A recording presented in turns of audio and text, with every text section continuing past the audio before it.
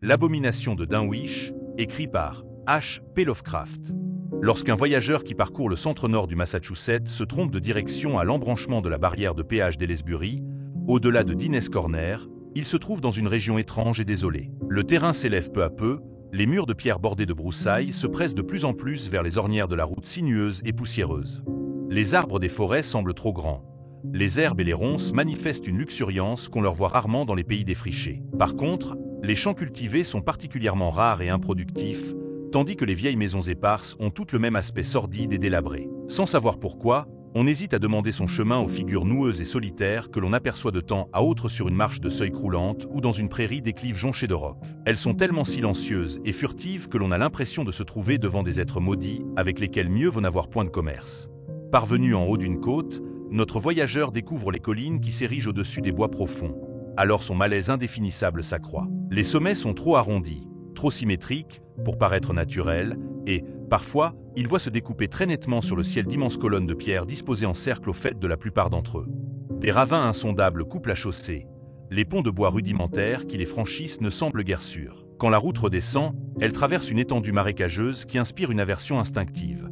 Cette aversion devient crainte après la tombée de la nuit, lorsque les engoulevents invisibles jettent leurs cris et que des vols de lucioles étrangement épais viennent danser au rythme insistant du rauque pipeau des crapauds buffles. L'étroit ruban scintillant du cours supérieur du Miskatonic évoque irrésistiblement les anneaux d'un serpent par les méandres qu'il décrit au pied des collines en dôme où il prend sa source. À mesure que le voyageur approche d'elles, il s'intéresse moins à leur sommet qu'à leur pente. Il souhaiterait qu'elles restent à distance, tant elles sont abruptes et sombres, mais nulle route ne permet de leur échapper. Au-delà d'un pont couvert, il aperçoit un petit village blotti entre le fleuve et le flanc vertical de Round Mountain, et s'étonne de voir des toits à croupe appartenant à une époque architecturale beaucoup plus ancienne que celle de la région avoisinante. Il n'est guère rassuré en constatant que la plupart des maisons désertes tombent en ruine, que l'église au clocher démantelé abrite l'unique boutique du hameau. Il craint de s'aventurer dans le ténébreux tunnel du pont, mais il lui est impossible de l'éviter. Après l'avoir franchi, il ne peut s'empêcher de sentir une légère odeur pernicieuse, odeur de pourriture entassée au cours des siècles. Il éprouve un grand soulagement à s'éloigner de ce lieu en suivant l'étroit chemin qui longe la base des collines et traverse une vaste plaine pour rejoindre enfin la barrière de péage d'Ellesbury. Plus tard, il apprend qu'il est passé par le village de Dunwich. Les étrangers visitent Dunwich le moins souvent possible, et, depuis une certaine période d'épouvante, tous les poteaux indicateurs qui montraient sa direction ont été abattus. Le paysage, si on le juge d'après les canons esthétiques habituels, est d'une beauté peu commune. Néanmoins, il n'y a pas d'afflux de touristes ni d'artistes. 2 siècles auparavant, alors que les sorcières, le culte de Satan et les étranges habitants des forêts n'étaient pas des objets de risée, on donnait des motifs précis d'éviter le village. À notre époque raisonnable, car les terribles événements qui se sont déroulés à Dunwich en 1928 ont été étouffés par des gens soucieux du bien-être du pays et du monde entier, on l'évite sans savoir exactement pourquoi. À vrai dire, il existe un motif plausible, encore qu'il ne soit pas valable pour des étrangers non informés. Les indigènes sont victimes d'une dégénérescence répugnante beaucoup plus accentuée que celle qui sévit communément dans plusieurs coins retirés de la Nouvelle-Angleterre. Ils en sont arrivés à former une race à part, présentant des stigmates très nets de décadence physique et mentale dus au mariage entre consanguins. Le niveau moyen de leur intelligence est lamentablement bas. En outre, leur chronique est fort riche en dépravation, en meurtres, en inceste, en actes de violence et de perversité presque innommables. La vieille aristocratie, issue de 2 ou 3 familles émigrées de Salem en 1692, s'est maintenue un peu au-dessus de cette corruption générale. Néanmoins, plusieurs de ces rejetons sont si profondément enfoncés dans la sordide populace que seul leur nom révèle leur noble origine. Certains Watley et certains Bishop envoient encore leur fils aîné à l'université de Harvard ou de Miskatonic, mais ces jeunes gens reviennent rarement aux demeures croulantes où eux-mêmes et leurs ancêtres ont vu le jour. Personne, même parmi ceux qui sont en possession de tous les faits concernant la récente abomination de Dunwich, ne peut dire au juste quelle malédiction pèse sur le village. S'il faut en croire les vieilles légendes, les Indiens se réunissaient jadis en ce lieu pour pratiquer des rites impies au cours desquels ils évoquaient les ombres maudites venues des collines rondes, et prononçaient des prières orgiaques qui suscitaient des grondements souterrains. En 1747, le révérend Abijah Audley, nouveau pasteur de l'église congrégationaliste de Dunwich, fit un sermon mémorable sur la proche présence de Satan et de ses acolytes, dont voici le passage capital. Il le faut admettre. Ces blasphèmes d'un infernal cortège de démons sont matière trop publiquement connue pour qu'on les puisse nier. Les voix souterraines d'Azazel et de Buzraël, de Belzébuth et de Bélial, ayant été entendues par plus de 20 témoins dignes de foi. Personnellement, il m'a été donné, il y a 15 jours, d'ouïr un conciliabule des puissances du mal sur la colline derrière ma demeure, lequel se composait de grondements, gémissements, hurlements et sifflements, tels que nulle créature vivante de ce monde n'en pourrait émettre, et qui devait nécessairement provenir de ces cavernes que seule la magie noire peut déceler, que seul le diable peut ouvrir. Monsieur Audley disparut peu de temps après avoir prononcé ce sermon dont le texte, imprimé à Springfield, existe encore à l'heure actuelle. Au cours des années suivantes, les gens continuèrent à percevoir dans les collines des bruits qui constituent encore aujourd'hui une énigme insoluble pour les géologues et les physiographes. Selon d'autres traditions, des odeurs nauséabondes émanent des cercles de colonnes de pierre sur les hauteurs. Et, à certaines heures, l'on entend vaguement la ruée de créatures invisibles qui partent d'endroits bien déterminés au fond de grands ravins. D'autres enfin essaient d'expliquer l'existence de la salle de bal du diable, étendue calcinée où ne pousse ni arbre, ni buisson, ni herbe. De plus, les indigènes ont une peur effroyable des nombreux engoulevents qui donnent de la voix au cours des nuits chaudes. À les en croire, ces oiseaux sont des psychopompes qui guettent les âmes des agonisants et rythment leurs cris étranges sur le souffle haletant des malades prêts à trépasser. S'ils parviennent à saisir l'âme au moment où elle quitte le corps, ils s'envolent sans plus tarder en poussant des ricanements démoniaques. S'ils échouent dans leur tentative, ils finissent par observer peu à peu un silence déçu. Bien sûr, ces contes sont ridicules et surannés car ils datent de temps très anciens. En vérité, Dunwich est extraordinairement vieux. Beaucoup plus vieux que toutes les agglomérations qui l'entourent dans un rayon de 30 miles. Au sud du village, on voit encore les murs de la cave et la cheminée de la maison des Bishops, bâtie avant 1700. Quant aux ruines du moulin qui datent de 1806, elles constituent le spécimen d'architecture le plus récent. Usines et manufactures n'ont jamais prospéré en ce lieu où le mouvement industriel du 19e siècle a été de courte durée. Plus anciennes que tout le reste sont les colonnes de pierre grossièrement taillées au faîte des collines. On les attribue généralement aux Indiens. Les couches de crâne et d'ossements découvertes en leur centre et près du vaste rocher en forme de table au sommet de Sentinelle, ils confirment l'opinion populaire d'après laquelle ces emplacements seraient les anciens charniers des Pocumtuck. Cependant, certains ethnologues, malgré l'invraisemblable absurdité de leur théorie, persistent à attribuer à ces vestiges une origine caucasienne. C'est dans la commune de Dunwich, dans une vaste ferme presque inhabitée, bâtie à flanc de colline, à 4 miles du village et à 1,5 miles de toute autre habitation, que naquit Wilbur Whateley, le dimanche 2 février 1913, à 5 heures du matin. On n'oublia jamais cette date car c'était la Chandeleur que les indigènes célèbrent curieusement sous un autre nom. En outre, des bruits souterrains avaient retenti et tous les chiens du voisinage avaient aboyé au cours de la nuit précédente. Signalons enfin que la mère appartenait à la branche dégénérée de la famille des Whateley. Cette femme albinos, contrefaite et laide, âgée de 35 ans, vivait avec son père, vieillard à demi fou, qui, dans sa jeunesse, passait pour un terrible sorcier. Lavinia Whateley n'était pas mariée, mais, selon la coutume du pays, elle ne fit pas la moindre tentative pour désavouer l'enfant. Tout au contraire, insoucieuse des conjectures des campagnards sur l'identité du père, elle sembla étrangement fière de ce marmot dont le visage brun au profil de bouc formait un bizarre contraste avec la peau blême et les yeux roses de sa mère. À plusieurs reprises, on l'entendit murmurer de curieuses prophéties sur le formidable pouvoir que détiendrait le nouveau-né dans l'avenir. Ces vaticinations n'avaient rien de surprenant. En effet, Lavinia était une créature solitaire qui errait à travers les collines au cœur des orages et s'efforçait de déchiffrer les gros livres de son père, tout déchirés et rongés des vers, héritage de 2 siècles de Whateley. Elle n'était jamais allée à l'école, mais elle avait la tête pleine de bribes éparses d'un antique savoir que lui avait inculqué le vieux Whateley. Depuis longtemps déjà, la ferme isolée inspirait aux villageois une grande crainte, car son propriétaire passait pour s'adonner à la magie noire. La mort violente et mystérieuse de Madame Whateley, à l'époque où sa fille atteignit l'âge de 12 ans, avait contribué à accroître l'impopularité de la maison. Seule au milieu d'étranges influences, Lavinia se perdait dans de fantastiques rêves de grandeur et se livrait à des occupations singulières. Ses loisirs n'étaient guère remplis par les soins ménagers dans une demeure où il n'y avait plus trace d'ordre et de propreté depuis bien des années. La nuit où Wilbur naquit, un cri hideux retentit plus haut que les bruits des collines et les aboiements des chiens, mais ni médecin ni sage-femme ne présidèrent à sa venue. Les voisins n'apprirent son existence que 8 jours plus tard quand le vieux Whateley arriva en traîneau à Dunwich et tint des propos incohérents aux oisifs qui flânaient dans la boutique d'Osborne. Le vieillard avait subi une transformation surprenante. Après avoir été si longtemps un objet de terreur, il semblait être à son tour en proie à une crainte mystérieuse. Cependant, il n'était pas homme à se laisser troubler par un événement aussi banal qu'une naissance dans sa famille. En fait, il manifesta le même orgueil dont sa fille fit preuve un peu plus tard, et ses auditeurs se rappelèrent pendant des années ce qu'il déclara au sujet du père de l'enfant. Tout c'est qu'on pourra dire, ça m'est ben égal. Mais si Elfga Ed Lavinia y ressemblait à celui-là qui l'a fait, vous pouvez pas vous imaginer comment qu'il serait. Faut pas croire que les seuls gens qui existent, c'est les Seus Ed par ici. Lavinia, elle a lu pas mal, et elle a vu ben des choses que vous en parlez sans savoir. J'y suis ben sûr que son homme y vaut tous les maris du monde. Et si vous connaissiez les collines autant que j'y les connais, vous sauriez que de son mariage y vaut mieux que si elle avait passé par l'église. Gilles va vous dire quelque chose. Un dé de ces jours, vous entendrez un des enfants Ted Lavinia crier « Elle nom de son père tout en haut de Sentinelle Hill ». Les seules personnes qui virent Wilbur pendant le premier mois de son existence furent le vieux Echaria Whateley, de la branche saine de la famille, et Mamie Bishop, compagne de Earl Sawyer. La visite de Mamie était due à la simple curiosité, Mais Echaria vint à la ferme pour y mener 2 vaches d'Alderney que le vieux Watley avait achetées à son fils Curtis. À dater de ce jour, la famille du petit Wilbur acheta continuellement du bétail jusqu'en 1928, date à laquelle l'abomination de Dunwich se manifesta et disparut. Néanmoins, l'étable délabrée des Watley ne fut jamais surpeuplée. Pendant une certaine période, les gens qui eurent la curiosité de venir compter à la dérobée le troupeau en train de paître sur la pente raide au-dessus de la vieille ferme ne trouvèrent jamais plus de 10 ou 12 spécimens curieusement exsangues. De toute évidence, une maladie inconnue, due peut-être aux herbages malsains ou aux fongosités vénéneuses de l'immonde étable, infligeait une lourde mortalité au bétail des Watley. Les animaux visibles portaient d'étranges plaies semblables à des incisions. Par ailleurs, 2 ou 3 fois au cours des premiers mois, certains visiteurs crurent discerner des plaies toutes pareilles sur la gorge du vieillard et de sa fille. Au printemps de l'année 1914, Lavinia se remit à errer à travers les collines, avec son fils dans les bras.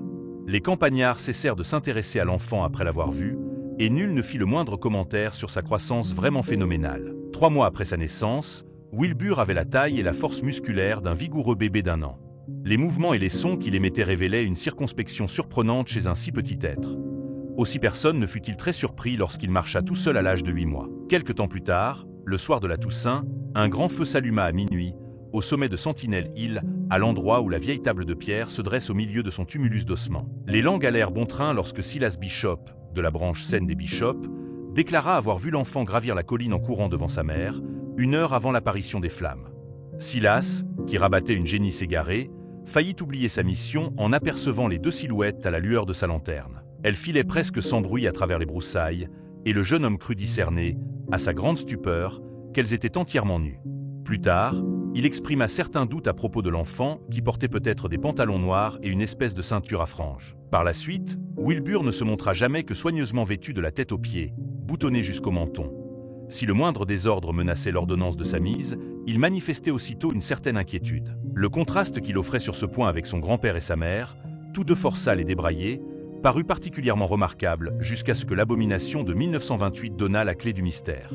En janvier, les commères du village s'intéressèrent au fait que, elle, petit Noireau aide Lavinia, avait commencé à parler à l'âge de 11 mois. Son élocution présentait 2 caractéristiques remarquables. Elle ne comportait pas la moindre trace de l'accent du pays ni de balbutiement. Un enfant de 3 ou 4 ans aurait pu être fier de s'exprimer ainsi. Wilbur n'était pas bavard. Néanmoins, lorsqu'il parlait, on discernait en lui un élément insaisissable que nul habitant de Dunwich ne possédait. Cette impression d'étrangeté ne venait pas de ce qu'il disait ou des expressions qu'il employait. Elle semblait vaguement liée à son intonation ou aux organes internes qui produisaient les sons. Sun visage etate tout aussi remarkable par son air de maturite. Wilbur n'avait presque pas de menton, comme sa mère et son grand-père. Mais son nez ferme, précocement formé, et ses grands yeux noirs, où brillait une intelligence surnaturelle, lui donnaient une expression presque adulte. Malgré cela, il était d'une laideur extrême, car il y avait quelque chose d'animal dans ses lèvres épaisses, sa peau jaunâtre aux pores dilatés, ses cheveux rudes, ses oreilles étrangement longues. On ne tarda pas à le détester beaucoup plus que sa mère et son grand-père, et toutes les hypothèses à son sujet furent assaisonnées de références aux anciennes pratiques magiques du vieux Watley. Celui-ci, tenant dans ses bras un gros livre ouvert, avait une fois ébranlé les collines en hurlant le nom redoutable de Yog-Sothoth au milieu d'un des cercles de colonnes. Les chiens haïssaient l'enfant qui était toujours obligé de prendre contre diverses mesures défensives. Cependant, le vieux Watley continuait à acheter du bétail sans jamais accroître son troupeau de façon appréciable. Il se mit également à battre des arbres et entreprit de réparer les parties inutilisées de sa ferme dont le derrière était entièrement enfoui dans le flanc de la colline rocheuse et dont les 3 pièces les moins délabrées du rez-de-chaussée avaient toujours suffi au vieillard et à sa fille. Il devait posséder de prodigieuses réserves d'énergie pour accomplir un labeur si pénible et, bien qu'il tînt parfois des propos incohérents, il fit œuvre de maître charpentier. En vérité, il s'était mis à la besogne dès la naissance de Wilbur. À cette époque, il avait brusquement mis en ordre un des nombreux hangars à outils qu'il avait recouvert de planches neuves et munis d'une solide serrure. Il se montra aussi bon ouvrier en réparant l'étage supérieur abandonné de la maison. Il ne révéla sa folie qu'en condamnant toutes les fenêtres de la partie restaurée. Les campagnards estimèrent que ce travail de réfection était pure démence. Ils s'expliquèrent encore moins pourquoi le vieillard aménageait une chambre au rez-de-chaussée pour son petit-fils, pièce que virent plusieurs visiteurs, alors que personne n'eut jamais accès au premier étage. Il en garnit les parois de solides étagères sur lesquelles il rangea peu à peu en bon ordre tous les vieux livres déchirés qui, jusqu'à présent, avaient jonché au hasard les différents coins de la maison. « J'y m'en suis bien servi », disait-il en recollant de son mieux une page couverte de caractères gothiques, mais le géard est plus capable d'en s'en servir que moi. Faut qu'il soit en aussi bon état que possible, parce qu'ils seront tous ceux qu'il apprendra jamais. En septembre 1914, Wilbur, âgé d'1 an et 7 mois, avait la taille d'un enfant de 4 ans, parlait couramment, manifestait dans ses propos une intelligence stupéfiante. Il errait en liberté à travers champs et collines, ou accompagnait sa mère dans ses vagabondages. À la ferme, il étudiait avec application les gravures et les cartes bizarres des livres de son grand-père qui l'instruisait ou l'interrogeait au cours des longs après-midi silencieux. À cette époque, la restauration de la maison était terminée, et l'on s'étonna qu'une des fenêtres eût été transformée en porte solide. Elle se trouvait sur le derrière du pignon et, tout contre la colline. Nul ne put comprendre pourquoi elle était reliée au sol par une passerelle de bois. Dès que les différents travaux eurent pris fin, les gens remarquèrent que le vieux hangar à outils, si soigneusement clos, avait été de nouveau abandonné. La porte restait ouverte, et, un jour où Earl Sawyer y pénétra, après avoir vendu du bétail au vieux Watley, il fut bouleversé par l'odeur singulière qui empestait l'air. Il déclara n'avoir jamais senti une pareille puanteur, sauf près des cercles de colonnes au sommet des collines. D'après lui, elle ne pouvait émaner de rien qui appartint à notre monde. Néanmoins, il faut bien le dire, les maisons et les appentis de Dunwich n'ont jamais été remarquables par leur propreté. Au cours des mois suivants, il n'y eut aucun événement visible, mais chacun jura que les bruits mystérieux des collines croissaient en intensité. La veille du 1er mai 1915, des tremblements de terre furent ressentis jusqu'à Aylesbury. La même année, la veille de la Toussaint, on entendit un grondement souterrain, étrangement synchronisé avec des jets de flammes, ces manigances aides sorciers des Watley. Au sommet de Sentinel Hill, Wilbur continuait à grandir d'une façon prodigieuse. À 4 ans, il en paraissait 10. Il lisait avidement tout seul, mais il parlait beaucoup moins qu'auparavant. Pour la première fois, on fit remarquer ouvertement que son visage avait une expression maléfique. Il lui arrivait de marmonner des paroles dans une langue incompréhensible et d'entonner des mélopées au rythme bizarre qui glaçaient les auditeurs d'un sentiment de terreur inexplicable. L'aversion que lui témoignaient les chiens était à présent de notoriété publique.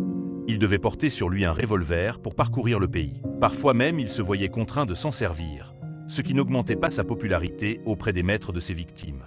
Les rares visiteurs trouvaient souvent Lavinia seule au rez-de-chaussée, tandis que des cris et des bruits de pas résonnaient au premier étage. Elle ne consentit jamais à dire ce que faisaient son père et son fils dans les pièces aux fenêtres condamnées. Mais un jour où un marchand ambulant tourna, pour plaisanter, la poignée de la porte fermée donnant sur l'escalier, elle blêmit et manifesta une terreur atroce. Le marchand rapporta au flâneur de la boutique principale de Dunwich qu'il avait cru entendre un cheval frapper du pied au-dessus de lui.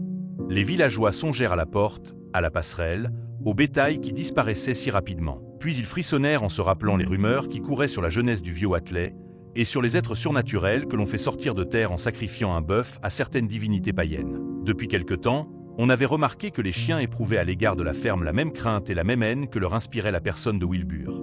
En 1917, les États-Unis entrèrent en guerre. Le Squire Sawyer, président du comité d'enrôlement, eut beaucoup de mal à trouver à Dunwich des jeunes gens aptes à être envoyés dans des camps d'instruction. Le gouvernement, alarmé de ces symptômes de dégénérescence collective, dépêcha plusieurs experts chargés de procéder à une enquête générale dont les lecteurs des journaux de la Nouvelle-Angleterre se souviennent peut-être. La publicité donnée à cette mission lança les reporters sur la piste des Watley. Le Boston Globe et l'Arkham Advertiser imprimèrent dans leur numéro du dimanche des articles fulgurants sur la précocité de Wilbur, la magie noire de son grand-père, les livres étranges, l'étage aux fenêtres condamnées, le caractère fantastique de ce pays au bruit surnaturel. À cette époque, Wilbur, âgé de 4 ans et demi, en paraissait commencer à muer. Earl Sawyer, ayant conduit à la ferme reporter et photographe, attira leur attention sur la bizarre puanteur qui provenait du premier étage. Elle lui rappelait exactement l'odeur qu'il avait sentie dans le hangar à outils et celle qu'il croyait percevoir de temps à autre près des colonnes de pierre. Les gens de Dunwich, en lisant ces histoires dans les journaux, ricanèrent des erreurs manifestes qu'elles contenaient. Ils se demandèrent avec étonnement pourquoi les journalistes insistaient tant sur le fait que le vieux Watley donnait, en paiement de son bétail, des pièces d'or extrêmement anciennes. Les Watley reçurent leurs visiteurs avec une répugnance mal dissimulée, mais ils n'osèrent pas provoquer un surcroît de publicité en opposant une résistance brutale ou en refusant de parler. 2 fois l'an, ils allumaient des feux au sommet de Sentinel Hill. Chaque fois, les grondements souterrains retentissaient avec une violence accrue.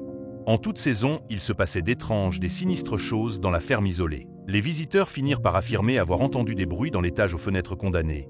Alors que tous les membres de la famille se trouvaient en bas, ils se demandèrent combien de temps il fallait d'habitude pour immoler un bœuf ou une vache. On parla de déposer une plainte auprès de la Société protectrice des animaux, mais ce projet n'eut pas de suite, car les gens de Dunwich ne tiennent guère à tirer sur eux l'attention du monde extérieur. Vers 1923, alors que Wilbur était un garçon de 10 ans, dont l'intelligence, la voix, la taille et le visage barbu donnaient une impression de parfaite maturité, la vieille demeure fut le théâtre de travaux supplémentaires effectués à l'étage supérieur. D'après les débris rejetés, les gens conclurent que l'enfant et son grand-père avaient abattu toutes les cloisons, puis enlevé le plancher de la mansarde, laissant un immense espace vide entre le plafond du rez-de-chaussée et le toit. Ils avaient également démoli la grande cheminée centrale et muni la cuisinière rouillée d'un tuyau de tôle extérieur. Au printemps suivant, le vieux Watley remarqua qu'un grand nombre d'engoulevents sortaient de Cold Spring Glen pour venir crier sous sa fenêtre au cœur de la nuit. Il parut attacher à ce fait une grande importance et déclara au flâneur de la boutique d'Osborne que sa dernière heure ne tarderait pas à sonner. « Y siffle d'accord avec ma respiration, dit-il, et j'y crois bien qui s'apprête à attraper mon âme. Ils savent qu'elle va sortir et ils veulent pas la manquer. Vous, les gars, vous saurez ben si m'auront pris ou pas. Si elles me prennent, ils chanteront et ricasseront jusqu'au petit jour. Sans ça, yes, calmeront peu à peu.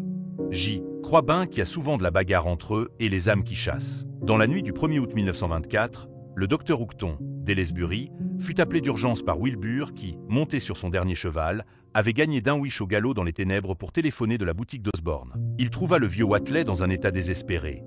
Les battements désordonnés de son cœur et sa respiration stertoreuse annonçaient la fin prochaine. Sa fille contrefaite et son petit-fils barbu se tenaient à son chevet, tandis que de l'étage au-dessus provenait un bruit rythmé semblable au clapotis des vagues sur une grève plate. Néanmoins, le docteur Houghton fut particulièrement troublé par les oiseaux de nuit jacassant au dehors. Une légion innombrable d'engoulevents qui criaient leur interminable message sur un rythme diaboliquement synchronisé avec la respiration sifflante de l'agonisant. Il y avait là quelque chose de vraiment surnaturel, songea le praticien, quelque chose de trop semblable à la région tout entière où il s'était rendu bien à contre-cœur en réponse à l'appel urgent de Wilbur. Vers 1 heure du matin, le vieux Watley reprit conscience et cessa de respirer avec bruit pour murmurer quelques phrases entrecoupées à l'adresse de son petit-fils. « Plus d'espace, Willy, faudra plus d'espace bientôt. Toi tu pousses, et cette créature pousse corbin plus vite. Ouvre les portes à Yog-Sothoth en chantant la longue incantation que tu trouveras à la page 751 de l'édition complète et à ces moments-là, mais elle, feu à la prison. » De toute évidence, il était complètement fou. Après un silence pendant lequel les engoulevents ajustèrent leurs cris au rythme modifié de son souffle, tandis que les bruits des collines résonnaient dans le lointain, il ajouta ces mots « Donne Y à manger régulièrement, Willy, et fais bien attention à la quantité. Mais faut pas la laisser pousser trop vite pour l'espace qu'elle occupe, parce que si elle s'en sauve avant que t'aies ouvert la porte à Yog-Sothoth, tout est fichu. Il y a que les ceux-là de l'au-delà qui peuvent la faire se multiplier et travailler. Il y a que ceux-là, les anciens, qui veulent revenir. » Il s'interrompit pour se remettre à respirer par saccades, et Lavinia hurla en entendant les engoulevents modifier une fois de plus la cadence de leurs cris. Cela continua pendant plus d'1 heure, jusqu'à ce que le mourant eût poussé son dernier râle. Le docteur Houghton abaissa les paupières ridées sur les yeux vitreux, tandis que le tumulte des oiseaux diminuait peu à peu pour faire bientôt place à un silence total, rompu seulement par les bruits des collines. Lavinia éclata en sanglots, mais son fils se contenta de ricaner, en murmurant de sa voix de basse « Ils l'ont pas eu ». Wilbur possédait maintenant une formidable érudition dans un domaine particulier et correspondait régulièrement avec plusieurs bibliothécaires dans des villes lointaines où se trouvent de vieux livres rares et défendus. Les gens du pays le redoutaient et le détestaient plus que jamais car on lui attribuait la disparition mystérieuse d'un certain nombre d'enfants. Néanmoins, il réussit toujours à éviter une enquête, soit en raison de la crainte qu'il inspirait, soit en utilisant les antiques pièces d'or qu'il consacrait à l'achat régulier de têtes de bétail de plus en plus nombreuses. Son heir de Maturite était devenu frappant. Essay Taya, après avoir atteint la limite normale d'un homme adulte, semblait devoir la dépasser. En 1925, année où il reçut un jour la visite de l'un de ses savants correspondants de l'université de Miskatonic, qui regagna Arkham fort intrigué et légèrement inquiet, il mesurait plus de 2 mètres. Depuis longtemps déjà, Wilbur traitait sa mère avec un mépris toujours croissant. Il avait fini par lui interdire de l'accompagner sur les collines la veille du 1er mai et de la Toussaint. En 1926, la pauvre femme se plaignit à Mamie Bishop d'avoir peur de son fils. « Y a toujours eu chez lui quelque chose que j'y pourrais pas t'expliquer, mamie, dit-elle. Et à cette heure, il y a quelque chose à quoi j'y comprendrais de moi-même. J'y te le jure devant Dieu, j'y sais passer, qui veut ni qu'il essaie de faire. » Cette année-là, la veille de la Toussaint, les bruits des collines résonnèrent plus fort que jamais et des feux s'allumèrent aux fêtes de Sentinelle comme d'habitude. Mais les gens prêtèrent surtout attention aux cris rythmés d'immenses troupes d'engoulevents, qui auraient dû normalement quitter le pays un bon mois plus tôt, assemblés autour de la ferme des Watley où ne brillait aucune lumière. Après minuit, ils firent entendre un ricanement formidable qui retentit dans toute la contrée et ne s'apaisa qu'à l'aurore. Puis ils disparurent à tire-d'aile vers le sud. Ce phénomène ne s'expliqua que beaucoup plus tard. Apparemment personne n'était mort, mais on ne revit jamais la pauvre Lavinia Watley. Au cours de l'année 1927, Wilbur répara 2 appentis dans lesquels il installa ses meubles et ses livres. Peu après, Earl Sawyer rapporta au flâneur de la boutique d'Osborne que d'autres travaux étaient en cours à la ferme des Watley. Wilbur condamnait toutes les portes et les fenêtres du rez-de-chaussée, dont il semblait abattre les cloisons comme lui et son grand-père l'avaient fait à l'étage supérieur, 4 ans auparavant. Il vivait dans l'un des appentis, et Sawyer lui avait trouvé l'air préoccupé. Les gens le soupçonnaient de savoir comment sa mère avait disparu. Presque personne ne s'aventurait plus aux abords de la ferme. Il mesurait maintenant plus de 2,10 m et paraissait vouloir encore grandir. L'hiver suivant amena un curieux incident. Wilbur quitta la commune de Dunwich pour la première fois.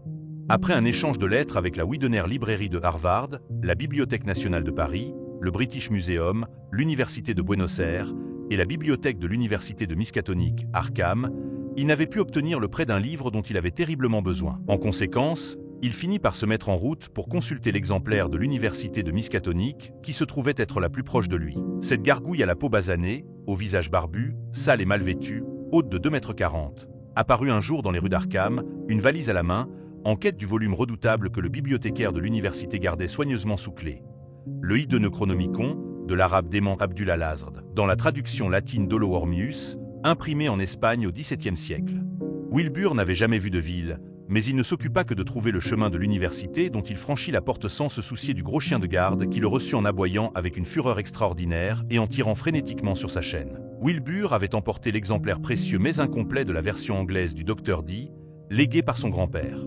Dès qu'on lui eut communiqué le volume en latin, il se mit à collationner les deux textes dans le but de découvrir un passage qui aurait dû se trouver à la page 751 de son livre personnel. C'est là ce que la simple politesse l'obligea à déclarer au savant Henry Armitage, licencié et lettres de l'Université de Miskatonic, docteur en philosophie de Princeton, docteur en droit de Johns Hopkins, qui lui avait rendu visite à la ferme et l'accablait maintenant de questions courtoises. Il reconnut qu'il cherchait une formule ou incantation contenant le nom redouté de Yog-Sothoth, et sa voix fort intriguée par les divergences et les ambiguïtés qui rendaient une délimitation très difficile. Pendant qu'il copiait la formule à laquelle il s'était arrêté, le docteur Armitage regarda les pages ouvertes par-dessus son épaule.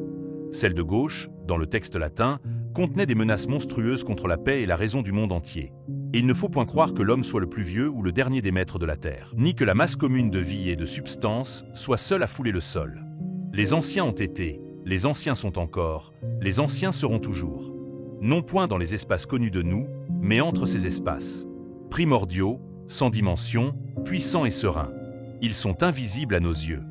Yog-Sothoth connaît la porte. Yog-Sothoth est la porte. Yog-Sothoth est la clé et le gardien de la porte. Le passé, le présent et le futur ne font qu'un en Yog-Sothoth. Il sait où les anciens se sont frayés passage au temps jadis. Il sait où ils se frayeront passage dans le temps à venir. Il sait les endroits où ils ont foulé le sol, où ils foulent encore le sol, où personne ne les voit fouler le sol. Par leur odeur, les hommes peuvent parfois déceler leur présence. Mais nul homme ne connaît rien de leur aspect autrement que par les traits de ceux qu'ils ont engendrés parmi les mortels. Et de ceux-ci, il existe plusieurs espèces, depuis l'image de l'homme jusqu'à cette forme sans substance qui est eux. Invisibles et impurs, ils errent dans les lieux solitaires où les paroles ont été prononcées, où les rites ont été hurlés, en leur saison. Leur voix crie dans le vent, la conscience de leur présence fait murmurer la terre. Ils courbent la forêt, ils écrasent la cité, et pourtant, ni la forêt ni la cité n'aperçoivent la main qui frappe. Dans les déserts glacés, Kadat les a connus. Et quel homme a jamais connu Kadat? Le désert de glace du sud et les îles englouties de l'océan renferment des pierres où leur sceau est gravé. Mais qui a jamais vu la profonde cité prisonnière du gel ou la tour hermétiquement close longtemps ornée de guirlandes d'algues et de bernacles? Le grand Cthulhu est leur cousin, et ils ne les discernent qu'imparfaitement. Ia. Shub-Niggurath. Vous les connaîtrez comme une immonde abomination. Leur main vous étreint la gorge et vous ne les voyez pas. Et leur demeure ne fait qu'un avec votre seuil bien protégé. Yog-Sothoth est la clé de la porte par laquelle les sphères se rencontrent. L'homme règne à présent où il régnait jadis. Ils régneront bientôt où l'homme règne à présent. Après l'été vient l'hiver, après l'hiver vient le printemps. Ils attendent en toute patience, en toute puissance, car ils régneront à nouveau ici-bas. Rapprochant ce qu'il lisait de ce qu'il avait entendu dire au sujet de l'atmosphère sinistre de Dunwich et du personnage de Wilbur Whateley, qu'entourait l'abominable aura d'une naissance douteuse et d'un matricide probable. Le docteur Armitage sentit déferler en lui une houle de terreur. Il lui sembla que le géant courbé au-dessus du livre appartenait à une autre planète ou à une autre dimension. Malgré son apparence humaine, il se rattachait à de noirs abîmes d'essence et d'entité qui s'étendent au-delà de toutes les sphères de matière et de force, d'espace et de temps. Bientôt, Wilbur leva la tête et se mit à parler de cette voix étrangement vibrante qui semblait provenir d'organes différents de ceux du commun des mortels. « Monsieur Armitage, dit-il, J. crois qu'il faut que j'emporte ce livre chez moi. Il y a des choses que J. doit tenter dans certaines conditions que J. peut pas réaliser ici. et ça serait un péché mortel de laisser la routine administrative m'arrêter dans mon travail. Permettez-moi de l'emporter, monsieur, vous jure que personne s'en apercevra. J'ai pas besoin de vous dire que j'en prendrai soin. C'est pas moi qui ai mis cet exemplaire de dans l'état que vous voyez. Il s'interrompit en voyant le visage du bibliothécaire exprimer un refus catégorique, et une lueur de ruse s'alluma dans ses yeux. Armitage fut sur le point de lui permettre de copier tous les passages dont il avait besoin, mais, songeant brusquement aux conséquences possibles, il garda le silence. Il ne pouvait assumer la responsabilité de donner à un être pareil la clé de sphère sinistre au-delà de notre univers. Wilbur comprit ce qui se passait dans l'esprit de son interlocuteur et s'efforça de prendre une attitude désinvolte. « Ma foi, dit-il, si c'est vos idées, j'insisterai pas. Peut-être qu'Harvard fera pas tant d'histoire. » Armitage entendit les aboiements féroces du gros chien de garde et observa par la fenêtre Wilbur Whateley en train de traverser la cour en marchant comme un gorille. Il songea aux histoires terrifiantes qui étaient parvenues à ses oreilles, aux articles de l'Arkham Advertisé, aux propos que lui avaient tenus les paysans à l'occasion de son unique visite à Dunwich. Des êtres invisibles, fétides et horribles, qui n'appartenaient pas à l'univers à 3 dimensions, erraient à travers les ravins de la Nouvelle-Angleterre et trônaient au sommet des collines. Il était convaincu de ce fait depuis longtemps déjà. Maintenant, il avait l'impression de sentir la présence proche d'une partie de cette horreur envahissante, de constater que l'infernal cauchemar, jadis immobile, avait poussé une pointe en avant. Il enferma le Necronomicon en frissonnant de dégoût, mais une odeur infecte continua de régner dans la salle. « Vous les connaîtrez comme une immonde abomination », murmura-t-il. Oui, c'était bien la même puanteur qu'il avait esséurée au cours de sa visite à la ferme des Whateley moins de 3 ans auparavant. Il évoqua le personnage terrifiant de Wilbur et éclata d'un rire sarcastique en songeant aux propos des villageois sur sa parenté. « Meris entre consanguins » murmura-t-il. « Seigneur, quel benet!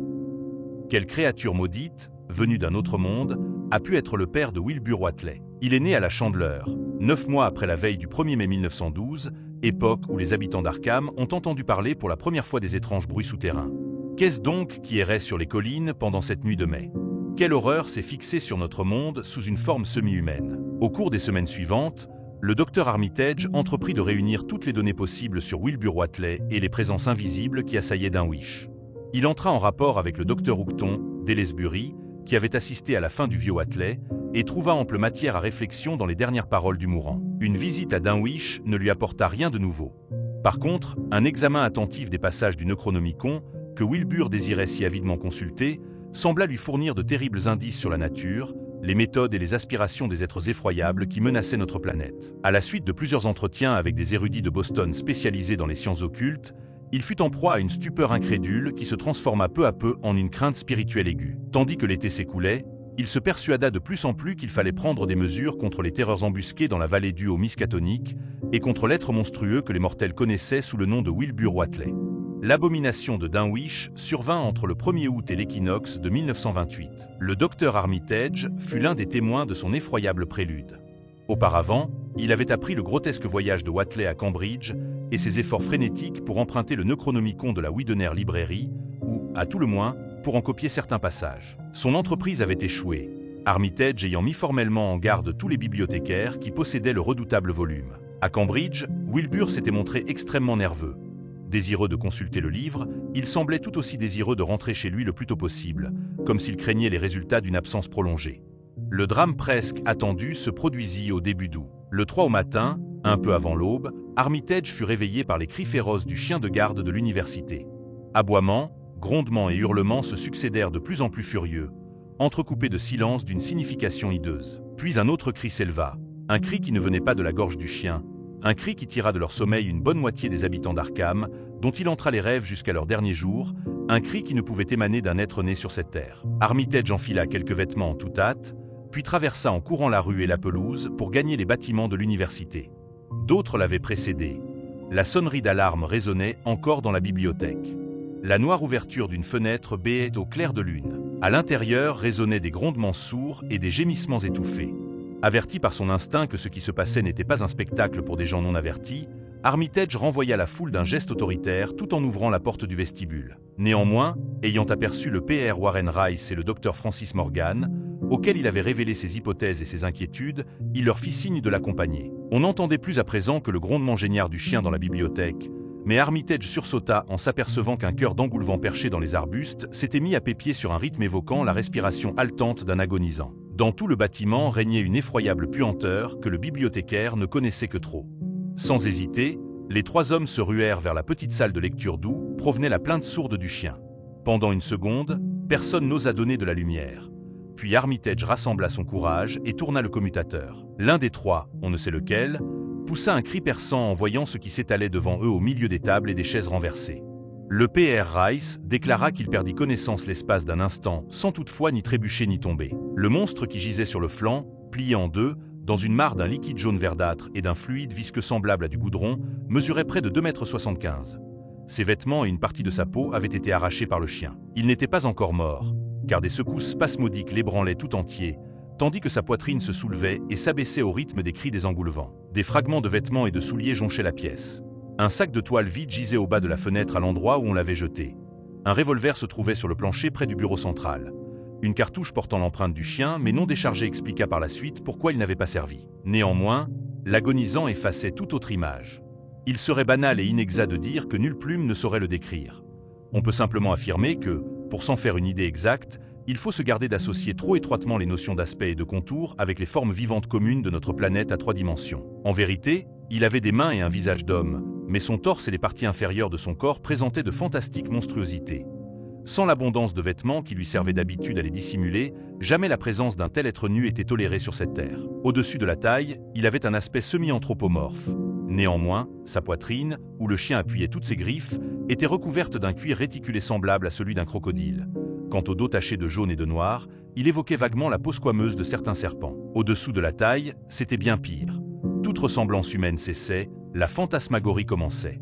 L'épiderme était couvert d'une fourrure noire, et de l'abdomen pendaient 20 longs tentacules munis de bouches rouges et flasques. Ils étaient bizarrement disposés selon les règles d'une géométrie cosmique inconnue à la Terre ou au système solaire. Sur chacun d'eux, profondément enfoncé dans une orbite rose pourvue de cils, s'ouvrait un œil rudimentaire. En guise de queue, le monstre portait une espèce de trompe marquée d'anneaux violets, qui devait être une bouche rudimentaire. Les membres recouverts de fourrure, évoquant vaguement les pattes de derrière des sauriens préhistoriques, se terminaient en bourrelets sillonnés d'arêtes, qui n'étaient ni pattes ni sabots. Quand la créature respirait, sa queue et ses tentacules changeaient de couleur. Sans doute sous l'effet d'un phénomène circulatoire particulier au liquide vert qui tenait lieu de sang et qui, dans la queue, prenait une teinte jaunâtre alternant avec un gris répugnant entre les anneaux violets. Il n'y avait pas la moindre trace de sang humain.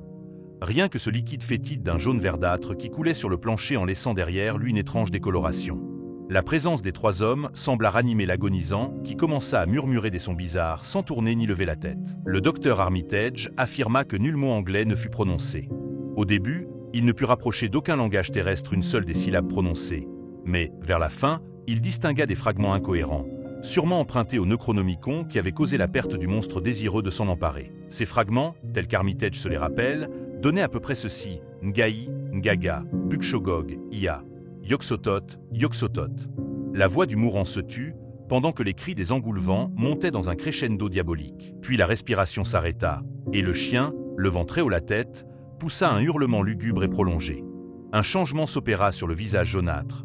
Les grands yeux noirs se révulsèrent d'une manière effroyable. Au dehors, les engoulevents s'étaient tus soudain, et, au-dessus de la rumeur de la foule qui s'attroupait, on entendait un grand bruissement d'ailes apeurées. Se détachant sur le disque de la lune, s'envolèrent et disparurent de vastes nuées d'oiseaux, terrorisés, semblait-il, par ce dont ils avaient espéré faire leur proie. Brusquement, le chien sursauta, poussa un aboiement craintif et bondit par la fenêtre. Une clameur monta de la foule, et le docteur Armitage cria aux assistants que personne n'aurait l'autorisation d'entrer avant l'arrivée de la police et du médecin légiste. Se félicitant de ce que les fenêtres fussent trop hautes pour permettre de regarder à l'intérieur, il ferma soigneusement tous les rideaux. 2 agents de police s'étant présentés, le docteur Morgan alla à leur rencontre dans le vestibule et les supplia, dans leur propre intérêt, de ne pas pénétrer dans la salle de lecture empestée, tant que le médecin n'aurait pas examiné et recouvert le cadavre. Pendant ce temps, d'effroyables métamorphoses s'accomplissaient sur le plancher. Il est inutile de décrire le genre de désintégration qui s'opéra sous les yeux du docteur Armitage et du P.R. Rice. Mais on peut dire que, en dehors de l'aspect extérieur des mains et du visage, Wilbur Whatley ne possédait pas grand-chose d'humain. Quand le médecin arriva, il ne restait plus sur les lattes du plancher qu'une visqueuse masse blanchâtre, et l'odeur monstrueuse avait presque disparu. Wilbur Whatley n'avait pas de squelette osseux. En cela, il devait ressembler à son père inconnu. Tout cela ne fut que le prologue de l'abomination véritable. Des fonctionnaires stupéfaits procédèrent aux formalités habituelles. On cacha à la presse et au public les détails anormaux. On envoya des hommes de loi à Aylesbury et à Dunwich pour dresser l'inventaire des biens de Wilbur Whateley et tâcher de découvrir ses héritiers. Ils trouvèrent le pays en proie à une vive agitation. En effet, les bruits souterrains augmentaient d'intensité. En outre, une puanteur et des sons inaccoutumés, plus accentués de jour en jour, provenaient de la grande coquille vide de la ferme aux fenêtres condamnées. Earl Sawyer, qui s'occupait des chevaux et du bétail en l'absence de Wilbur, était dans un terrible état de nerfs. Les hommes de loi trouvèrent des excuses pour ne pas pénétrer dans l'infecte demeure. Ils se contentèrent de visiter les appentis qu'avait habité le défunt. Ils déposèrent un rapport circonstancié près le tribunal d'Aylesbury, et l'on prétend que l'héritage est encore objet de litige entre les innombrables Whateley, saints ou décadents, de la vallée haute du Miskatonic. Un énorme manuscrit en caractères étranges, que l'on considéra comme une espèce de journal car il présentait des encres et des écritures très diverses, intrigua considérablement ceux qui le découvrirent sur le bureau de Wilbur. Après une semaine de discussion, on l'envoya à l'université de Miskatonic, ainsi que la collection de livres du défunt, en vue d'une traduction éventuelle. Toutefois, les meilleurs linguistes virent immédiatement qu'il serait très difficile à déchiffrer. Jusqu'aujourd'hui, on n'a pas trouvé la moindre trace des antiques pièces d'or utilisées par Wilbur et son grand-père pour payer leurs dettes. Ce fut le 9 septembre, à la nuit tombante, que l'horreur se déchaîna. Pendant toute la soirée, les bruits des collines avaient été particulièrement forts. Les chiens aboyèrent jusqu'à l'aube, et, le 10 au matin, les campagnards tôt levés reniflèrent dans l'air une odeur fétide. Vers 7 heures, Luther Brown, le petit valet de la ferme de George Corey située entre le village et Cold Spring Glen, rentra en courant du pré de 4 hectares où il avait mené paître ses vaches. Il se rua dans la cuisine, les traits convulsés par une terreur sans nom, tandis que, dans la cour, s'élevaient les meublements lamentables des bêtes qui avaient suivi l'enfant sous l'impulsion de la même panique. Luther raconta son histoire à sa maîtresse en haletant. Là-haut, sur la route de l'Autriche, côté du ravin, il y a quelque chose qui a passé par là, Mame Corey.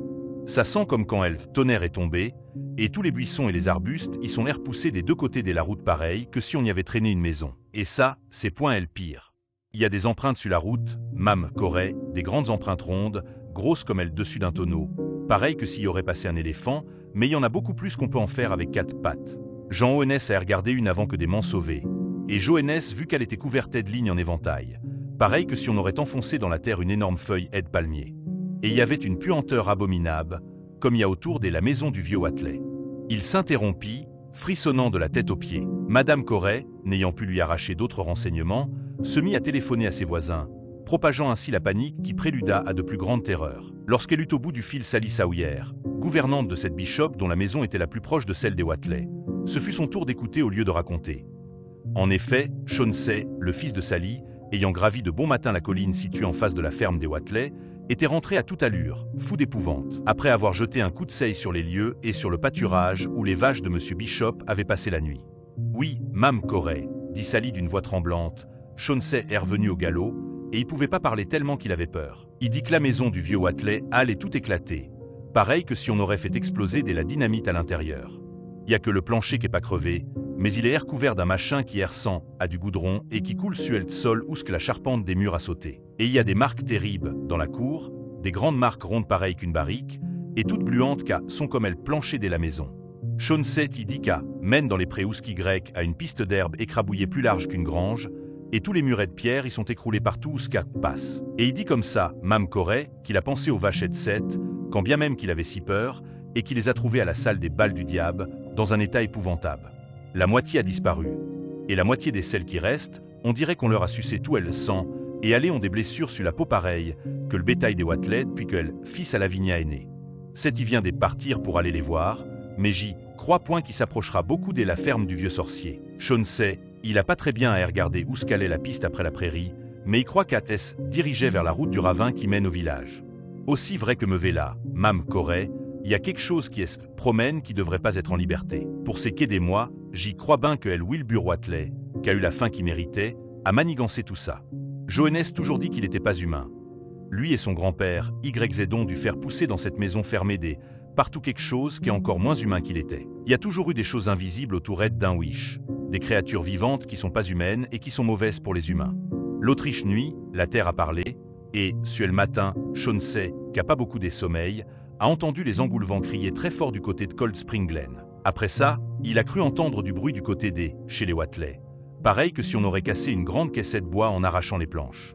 Tout ça l'a empêché de se rendormir, et, à matin, a fallu qu'il aille à la maison du sorcier voir ce qui se passait. Et l'en a eu plein les yeux, Mame Corey. Tout ça annonce pas grand-chose être bon. Et croit que les hommes devraient bien s'organiser en troupes et faire une battue. J c'est qu'il y a quelque chose de terrible qui se promène, et J sens bien que mon heure va pas tarder à sonner. C'est Y que vos Luther a remarqué où ce que menaient les traces? Non. Eh ben, Mam Corée, si elle était sur la route du ravin Ednote côté à nous, et elles sont pas encore arrivées à vos maisons, J suppose qu'elles doivent mener au fond du ravin.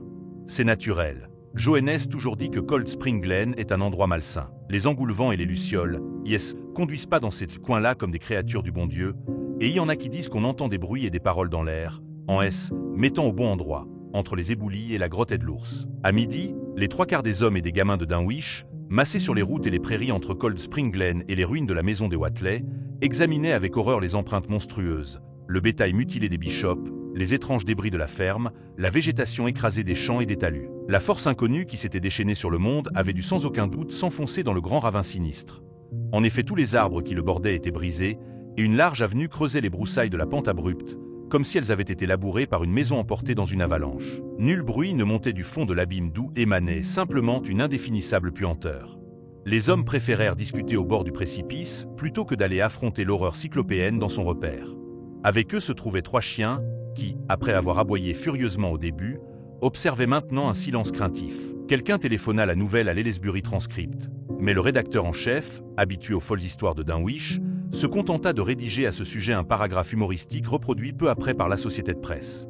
Cette nuit-là, chacun rentra chez soi et barricada fortement sa maison et son étable. Bien entendu, pas une seule tête ne resta dans les pâturages.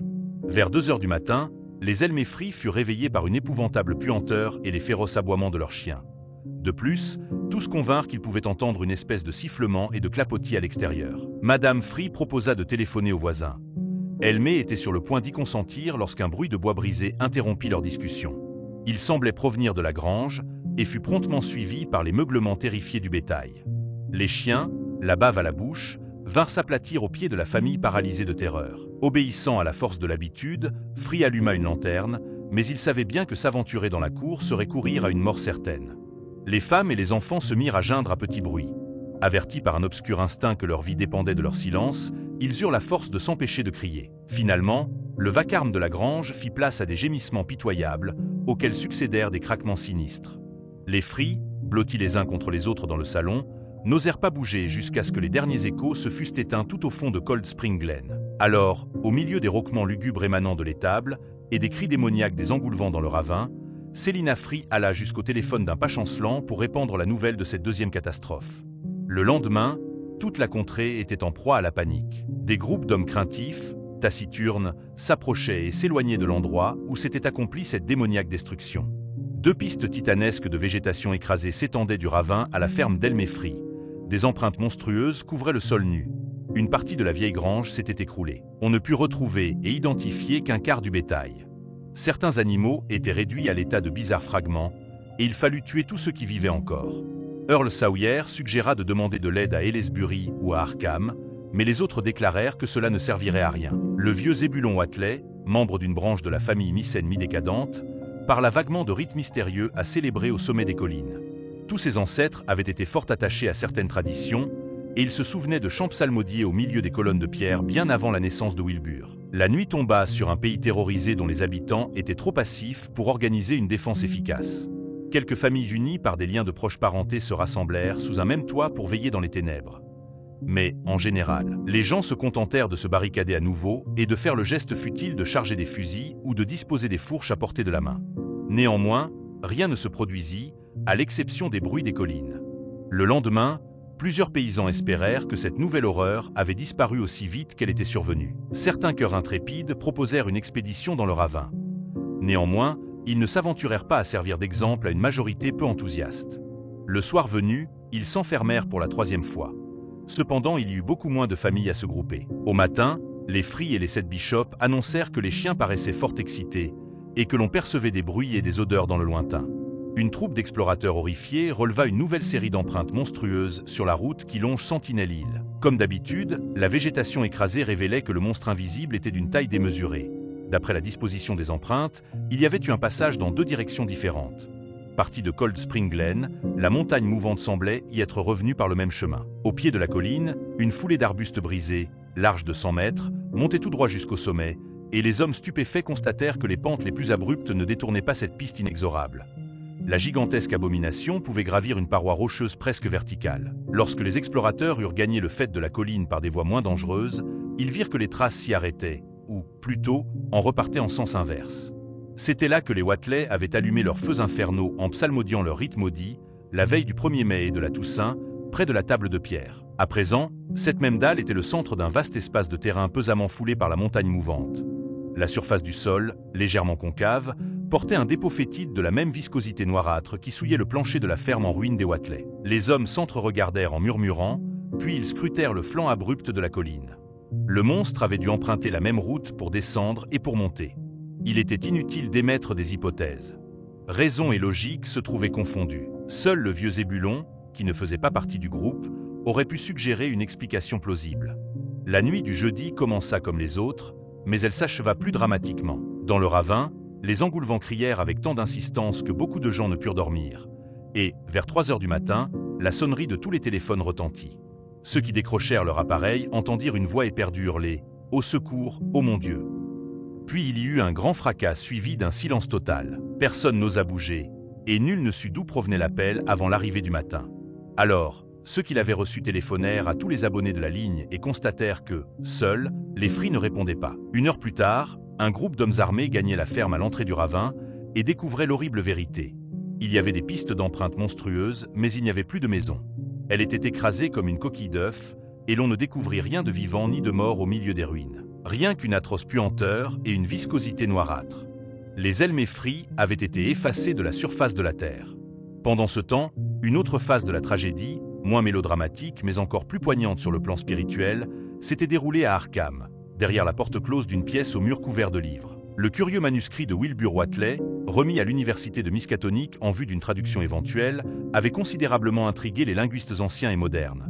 Son alphabet même, malgré sa vague ressemblance avec l'arabe décadent de la Mésopotamie, demeurait absolument inconnu. Les experts finirent par conclure qu'il se trouvait en présence d'un alphabet artificiel constituant un chiffre. Néanmoins, aucune des méthodes habituelles de déchiffrage cryptographique ne fournit le moindre indice, après avoir été appliquée à toutes les langues que Wilbur aurait pu utiliser. Sur ce point, les vieux livres découverts dans l'appentis ne furent d'aucun secours. Par ailleurs, ils s'avérèrent prodigieusement intéressants dans la mesure où ils ouvraient de nouveaux et terribles terrains de recherche aux philosophes et aux savants. L'un d'eux, énorme volume au fermoir de fer, était rédigé dans une langue apparentée au sanskrit. Finalement, le journal de Wilbur fut confié au docteur Armitage, en raison de l'intérêt particulier qu'il portait à l'affaire Watelais et aussi de ses grandes connaissances linguistiques. C'était un spécialiste des formules mystiques de l'Antiquité et du Moyen-Âge.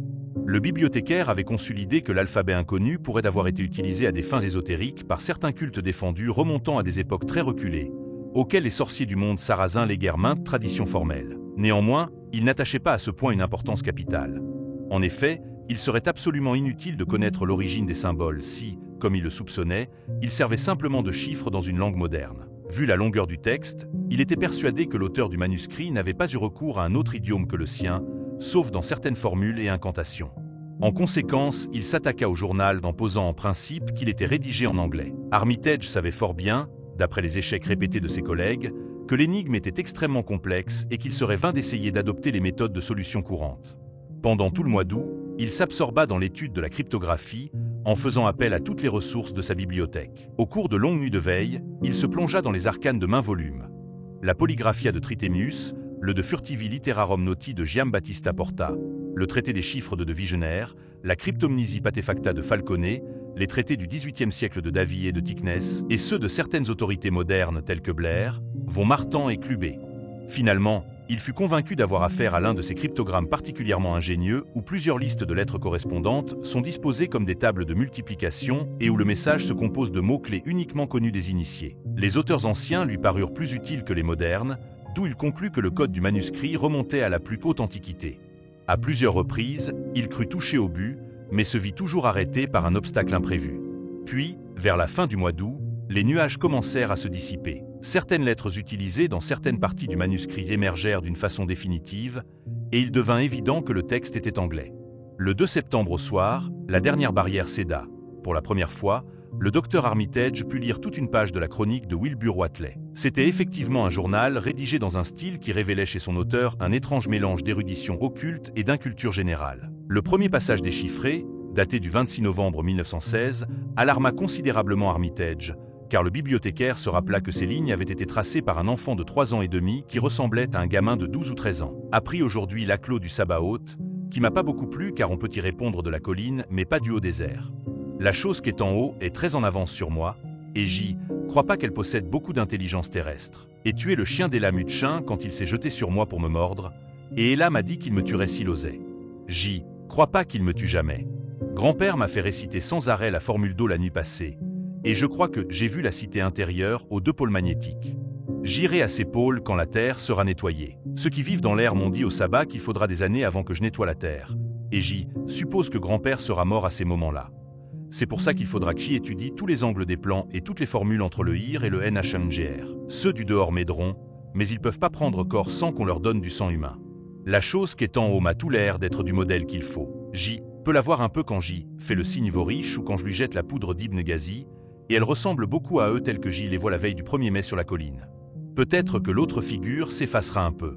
J'y me demande à quoi je ressemblerai quand la Terre sera nettoyée et qu'il y aura plus d'êtres humains dessus. Celui qui est venu avec l'Aclos Sabaoth m'a dit que j'y serais peut-être transformé car, pour l'instant, j'ai pas assez d'éléments du dehors en moi. Au petit jour, le docteur Armitage, frissonnant de terreur, couvert d'une sueur glacée, était encore assis à sa table de travail. Pendant toute la nuit, il s'était plongé dans l'étude du manuscrit, tournant les pages de ses doigts, tremblant aussi vite qu'il pouvait déchiffrer le texte. Il avait téléphoné à sa femme qu'il ne rentrerait pas, et, lorsqu'elle lui apporta son petit déjeuner à la bibliothèque, c'est à peine s'il put en avaler une bouchée. Au cours de la journée, il continua sa lecture, exaspéré quand il devait s'arrêter pour utiliser à nouveau la clé compliquée découverte par lui. On lui apporta son déjeuner et son dîner, auxquels il ne fit guère honneur. Au milieu de la nuit suivante, il s'assoupit dans son fauteuil, mais il fut bientôt tiré de son sommeil par des cauchemars aussi hideux que les réalités qui menaçaient l'existence du monde entier. Le 4 septembre au matin, le Pr Rice et le docteur Morgan insistèrent pour le voir. Ils ressortirent de la bibliothèque tout tremblants, le visage couleur de cendre. Ce soir-là, Armitage alla se coucher, mais il dormit très mal. Le lendemain, mercredi, il se remit à sa lecture et prit beaucoup de notes. Peu après minuit, il s'accorda quelques heures de sommeil dans un fauteuil, puis il reprit sa tâche avant l'aube. Vers midi, son médecin, le docteur Hartwell, lui rendit visite et le pria instamment d'interrompre sa besogne. Il refusa en arguant qu'il lui fallait absolument achever sa lecture. Il promit d'expliquer pourquoi quand le moment serait venu. Au crépuscule, ayant déchiffré la dernière page, il s'affaissa, épuisé, sur son siège. Lorsque sa femme lui apporta son dîner, elle le trouva dans un état semi-comateux. Néanmoins, il n'avait pas tout à fait perdu conscience. En effet, quand Madame Armitage jeta un coup d'œil sur ses notes, il poussa un faible cri, se leva péniblement, rassembla les feuillets épars et les plaça dans une grande enveloppe qu'il glissa dans la poche intérieure de son veston. Il eut la force de regagner son domicile, mais il semblait si mal en point que sa femme appela sur-le-champ le docteur Hartwell. Pendant que le praticien le couchait dans son lit, il murmura sans arrêt « Que faire, mon Dieu, que faire ?» Armitage dormit profondément cette nuit-là. Toutefois, le lendemain, il fut en proie au délire. Dans ces moments de lucidité, il déclarait qu'il devait à tout prix s'entretenir avec Rice et Morgan. Ces divagations stupéfièrent le docteur Hartwell. Il demandait instamment que l'on détruisît une créature enfermée dans une vieille ferme aux fenêtres condamnées. Il parlait d'un projet d'extermination de la race humaine et de toute vie animale et végétale, conçu par une antique race d'êtres appartenant à une autre dimension. Il criait que le globe terrestre était en danger, car les anciens voulaient l'arracher au système solaire et au cosmos de la matière, pour le réintégrer dans un autre plan d'entité d'où il était tombé quelques millions de siècles plus tôt. Parfois il réclamait le redoutable Necronomicon et la Démonolatreia de Remigius, où il semblait espérer trouver une formule permettant de conjurer le péril. « Arrêtez-les, arrêtez-les » s'exclamait-il. Ces Watley avaient l'intention de les laisser entrer, et le pire de tout c'est encore parmi nous. Dites à Rice et à Morgan que nous devons faire quelque chose. Je sais comment fabriquer la poudre. Cette créature n'a pas été alimentée depuis que Wilbur a trouvé la mort ici, le 2 août, et, de ce train. Armitage avait une robuste constitution malgré ses 73 ans. Après une nuit de sommeil sans fièvre, il s'éveilla le vendredi matin parfaitement lucide, mais en proie à une crainte rongeuse et au sentiment écrasant d'une terrible responsabilité. Le samedi après-midi, il fut capable de se rendre à la bibliothèque où il convoqua Morgan et Rice. Les 3 hommes discutèrent jusqu'à une heure très avancée de la nuit, se livrant aux spéculations les plus folles, se torturant le cerveau pour élaborer un plan d'action. Ils prirent sur des rayonnages cachés d'étranges et terribles volumes où ils copièrent fiévreusement un nombre surprenant de formules et de diagrammes. Nul d'entre eux ne manifesta le moindre scepticisme. Tous trois avaient vu le corps de Wilbur Whatley étendu dans une salle de ce même bâtiment. C'est pourquoi il leur était impossible de voir dans le manuscrit les divagations d'un fou. Après avoir envisagé d'avertir la police d'État du Massachusetts, ils décidèrent de n'en rien faire. Certaines choses étaient absolument incroyables et inadmissibles pour ceux qui n'en avaient pas vu un échantillon, comme le prouvèrent des recherches entreprises par la suite. Tard dans la nuit, les trois hommes se séparèrent sans avoir mis sur pied un projet bien arrêté.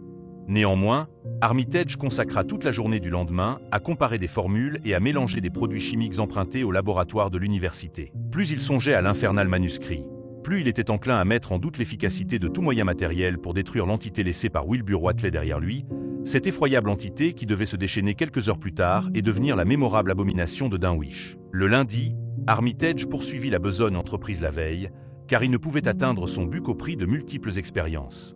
Après avoir consulté à nouveau le monstrueux journal, il modifia son projet à plusieurs reprises et comprit qu'il présenterait toujours une grande marge d'incertitude. Le mardi, il prit la décision de se rendre à Dunwich avant 8 jours. Puis, le mercredi, le grand choc eut lieu. Relégué au bas d'une page de l'Arkham Advertisé, se trouvait un petit article facétieux de la société de presse relatant que le whisky de contrebande avait suscité à Dunwich un monstre qui battait tous les records. Armitage, anéanti, convoqua Rice et Morgan. Ils discutèrent jusqu'à une heure tardive et, le lendemain, se livrèrent à de fiévreux préparatifs de départ. Le bibliothécaire savait qu'il allait toucher à des puissances terrifiantes. Néanmoins, il ne voyait pas d'autre moyen de réduire à néant les agissements diaboliques des Whatley. Le vendredi matin, Armitage, Rice et Morgan partirent en automobile pour Dunwich où ils arrivèrent à 1h de l'après-midi. Il faisait un temps délicieux, mais, même sous le soleil le plus éclatant, une menace redoutable semblait peser sur les étranges collines rondes et les ravins profonds de cette région maudite. D'après l'atmosphère de terreur silencieuse qui régnait dans la boutique d'Osborne, ils comprirent qu'un drame hideux s'était déroulé. Et, bientôt, ils apprirent l'extermination de la famille Free. Pendant tout l'après-midi, ils parcoururent les environs du village. Ils interrogèrent les campagnards sur ce qui s'était passé, puis examinèrent avec horreur les ruines de la ferme des Free, les monstrueuses empreintes dans la cour, les bêtes blessées de cette Bishop, les énormes foulées de végétation écrasée. Pour Armitage, la double piste au flanc de Sentinelle, il avait une importance quasi cataclysmique, et il regarda longuement la table de pierre au sommet de la colline. Finalement, ayant appris que 5 inspecteurs de la police d'État étaient arrivés d'Aylesbury le matin même, en réponse à plusieurs coups de téléphone annonçant la tragédie des Free, les savants décidèrent de prendre contact avec eux pour échanger quelques impressions. Ce projet s'avéra irréalisable, car on ne put découvrir la moindre trace des policiers. Ils étaient arrivés dans une automobile qui se trouvait maintenant près des ruines de la ferme des Free. Les indigènes qui leur avaient parlé semblèrent tout d'abord aussi intrigués qu'Armitage et ses compagnons. Puis, le vieux Samutchin, frappé par une idée subite, donna un coup de coude à Fred Farr et balbutia en montrant du doigt le ravin. « Bon Dieu, leurs Y avaient pourtant dit des pas descendre là dedans, et j'aurions jamais cru que jamais personne y serait descendu avec ses empreintes, et cette odeur, et ces engoulevents qui crient tout au fond en plein midi. » Tous les assistants furent parcourus d'un frisson glacé et tendirent l'oreille instinctivement. En présence des horreurs perpétrées par le monstre invisible, Armitage se sentait écrasé sous le poids de la responsabilité qu'il avait assumée. La nuit allait bientôt venir, et c'était au cours de la nuit que la montagne mouvante se mettait en route. Negotium per ambulans in tenebris. Le vieux bibliothécaire se répétait la formule qu'il savait par cœur, en étreignant dans sa main le feuillet où était inscrite la deuxième formule qu'il n'avait pas eu le temps d'apprendre. Il vérifia le bon fonctionnement de sa lampe électrique. Rice tira d'une valise un pulvérisateur à longue portée. Morgan sortit de son étui un fusil de chasse de gros calibre dans lequel il avait grande confiance malgré les déclarations de son collègue sur l'inutilité des armes matérielles. Ayant lu le hideux journal, Armitage savait trop bien à quelle manifestation il devait s'attendre, mais il se garda de faire la moindre suggestion afin de ne pas augmenter les craintes des indigènes. Il espérait obtenir la victoire sans révéler au monde le monstrueux destin auquel il aurait échappé. Dès que les ombres s'amassèrent, les campagnards se hâtèrent de regagner leur logis pour s'y barricader, en dépit des preuves accumulées de l'inefficacité des verrous et des serrures contre une force qui ployait les arbres et écrasait les maisons à son gré. Ils hochèrent la tête lorsque les visiteurs exprimèrent leur intention de monter la garde près des ruines de la ferme des Free, et les quittèrent sans garder le moindre espoir de les revoir. Au cours de la nuit, la terre gronda sur les collines, et les engoulevents crièrent d'une façon menaçante. De temps à autre, un coup de vent balayait Cold Spring Glen, imprégnant l'air lourd d'une odeur immonde que les trois hommes connaissaient bien. Il avait déjà perçu près d'une créature agonisante qui, pendant 15 ans et demi, avait passé pour un être humain. Mais l'abomination attendue ne se montra pas. L'entité embusquée dans le ravin attendait son heure, et Armitage déclara à ses compagnons qu'une attaque de leur part en pleine nuit serait un véritable suicide. Une aube blême se leva qui mit fin au bruit nocturne. La journée s'annonçait grise et pluvieuse. Des nuages de plus en plus épais s'accumulaient au nord-ouest des collines. Les hommes d'Arkham ne savaient trop que faire. S'étant mis à l'abri de la pluie sous des appentis intacts, ils discutèrent pour savoir s'il serait plus sage d'attendre ou de descendre dans le ravin et d'y chercher leur proie. Les averses devinrent de plus en plus violentes. Des coups de tonnerre étouffés retentirent dans le lointain. Puis de grands éclairs fendirent les nuées. L'un d'eux jaillit tout près et sembla s'enfoncer dans le ravin maudit. Comme l'horizon s'assombrissait considérablement, les guetteurs espérèrent que l'orage serait bref et que le ciel ne tarderait pas à s'éclaircir. Une sinistre obscurité continuait à régner lorsqu'ils entendirent, 1 heure plus tard, un bruit de voix confuse sur la route. Presque aussitôt, ils aperçurent une douzaine d'hommes qui couraient en hurlant. Celui qui se trouvait en tête parvint enfin à proférer quelques mots d'une voix étranglée, et les 3 savants sursautèrent d'horreur. « Mon Dieu, v'là que ça erre commence, et, à cette heure, c'est en plein jour. Il marche en ces moments même, et Dieu sait quand il va nous tomber dessus. » L'homme se tut, incapable de continuer, mais un autre reprit son récit. « Y a pas 1 heure et de ça, Zeb Watley, que v'là ici, a entendu sonner le téléphone, et c'était Mame Corey, la femme à George, qu'habite plus bas, près de la bifurcation. A dit comme ça que son petit valet Luther était dehors à faire rentrer les vaches quand il voit tous les arbres qui courbent à l'entrée du ravin, à l'Autriche bout d'ici, et il sent cette même odeur épouvantable qu'il avait senti l'Autriche lundi quand il a trouvé les empreintes. Et a dit comme ça qui a dit qu'il avait entendu une espèce de sifflement qui n'était pas fait par les arbres et les buissons, et puis, tout d'un coup, les arbres de la route YZ ont été poussés de côté, et il y a eu un grand clapotis dans la boue.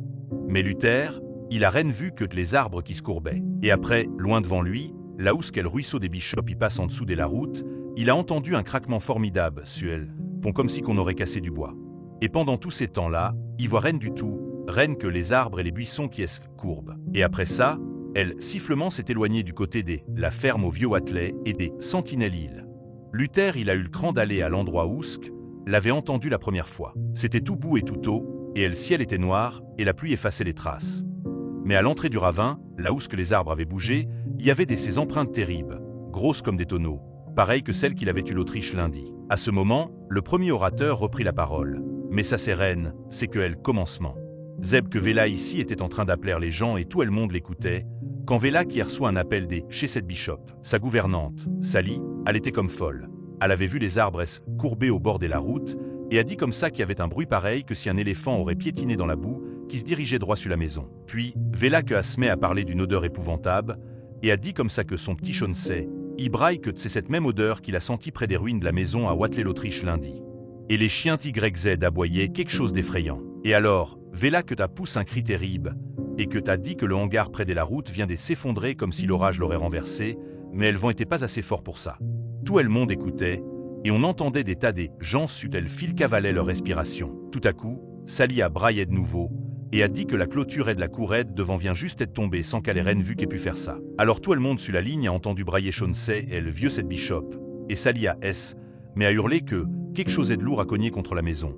Pas le tonnerre, ni reine qui se voit, mais quelque chose est de lourd qui pousse sans arrêt devant malgré qu'on voit reine par les fenêtres. Et après ça, une peur abjecte se peignit sur les traits des villageois, et Armitage, bouleversé, eut à peine la force de presser l'orateur d'achever. Après ça, Sally s'est mise à hurler. Au secours, la maison s'écroule. Et nous, sur le fil, on a entendu un fracas épouvantable, et des cris, pareils que quand la ferme à Elmefry a été détruite. L'homme se tut, puis un autre déclara en guise de conclusion, et c'est tout. Après ça, pas un bruit au bout du fil. Nous Autriches, qu'avions entendu, on s'est mis dans des forts et des charrettes, on a rassemblé chez Corée tous les hommes valides qu'on a pu trouver, et on est venu vous demander qu'il faut faire. Mais moi, j'y suis sûr que c'est le châtiment du Seigneur pour nos iniquités, et que personne pourra y échapper. Armitage, comprenant que le moment d'agir était arrivé, parla d'un ton ferme au groupe de campagnards épouvantés. Mes amis, nous devons suivre cette créature, car je crois avoir une chance de la mettre hors d'état de nuire. Vous savez que les Watley étaient des sorciers. Eh bien, cette abomination est une espèce de sorcellerie, et c'est par la sorcellerie que nous en viendrons à bout. J'ai lu le journal de Wilbur Watley, j'ai étudié certains passages de ses vieux livres. Je crois connaître la formule magique qui fera disparaître le monstre. Il est invisible, comme je m'y attendais, mais j'ai là, dans ce pulvérisateur, une poudre qui devrait le faire apparaître à nos yeux l'espace d'une seconde. Nous l'essaierons plus tard. Cette créature terrifiante n'est rien en comparaison de ce que Wilbur aurait lâché sur nous s'il avait vécu plus longtemps. Vous ne saurez jamais à quel danger le monde a échappé. Pour l'instant, nous n'avons qu'un seul ennemi à combattre, et il ne peut pas se multiplier. Néanmoins, comme il peut faire beaucoup de mal, nous ne devons pas hésiter à en débarrasser la communauté. Nous devons le suivre, et, pour commencer, nous allons gagner la ferme qui vient d'être détruite. Que quelqu'un me montre le chemin. Je ne connais pas très bien vos routes, mais je suppose qu'il doit y avoir un raccourci à travers champs. Qu'en dites-vous? Les paysans se dandinèrent d'un pied sur l'autre pendant quelques instants, puis Earl Sawyer déclara en pointant son index devant lui, sous la pluie qui devenait de plus en plus faible. J'y crois que le chemin est le plus court pour aller chez cette bishop, c'est des coupés à travers le pré qui est devant vous, des passés le ruisseau au gué, et des montées par le petit bois qui est derrière chez Carrier. Ça vous mène sur la route du haut, tout à côté de chez Seth. Armitage, Rice et Morgan partirent immédiatement dans la direction indiquée, et presque tous les campagnards les suivirent lentement. Le ciel s'éclaircissait, l'orage avait pris fin. Le bibliothécaire s'étant trompé de chemin, Joe Osborne le remit dans la bonne voie et prit la tête du groupe. Le courage et la confiance revenaient dans tous les cœurs. Mais ces qualités furent soumises à une rude épreuve dans la pénombre de l'abrupte pente boisée qui marquait la fin du raccourci, tellement raide qu'ils durent la gravir en s'accrochant au tronc des arbres.